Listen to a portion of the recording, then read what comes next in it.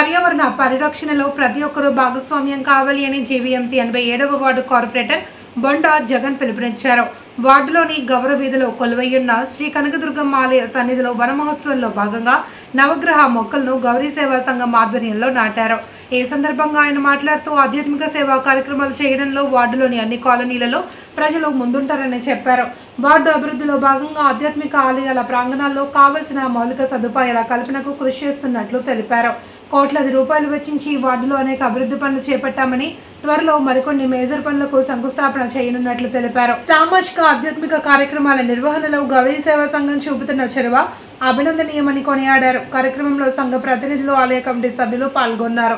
నవరాత్రులుగా శ్రీరామనవమి, ధనుర్మాసం ఇలా రకరకాల కార్యక్రమాలు జరుగుతూ ఉంటాయి. అదేవిధంగా రేపు అక్టోబర్ 11వ తారీఖున గైరమ్మని పెట్టడం జరుగుతుంది.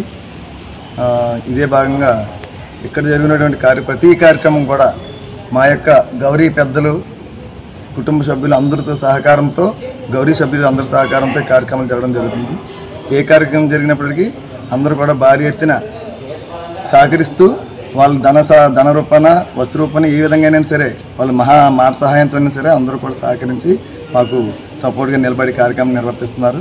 వాళ్ళ పెద్దల అనుసంధానంతో మేము కూడా 87వ వార్డు ప్రాంతం గౌరీ సేవా సంఘం వారి ఆధ్వర్యంలో ఇవాళ నవగ్రహాలతో పాటు నవరాత్రులు ముగించుకొని ఈరోజు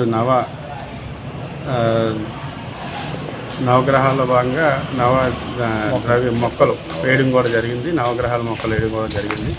దానికి గౌరీ సంఘం వారు అందరూ కూడా తెచ్చి చాలా చక్కగా, ఎందుకంటే ఇక్కడ 87వ వార్డు ప్రాంతంలో గౌరీ సేవా సంఘం అనేది గౌర్లు ఎక్కడున్నా సరే ఆధ్యాత్మికంగా ఎక్కువగా ఉండడం ఆనవాయితీ. మరి మా ప్రాంతంలో మాత్రం ఆధ్యాత్మికంగా ఎక్కువ చూపించాలంటే మాత్రం గౌరీ సేవా సంఘం కనిపి.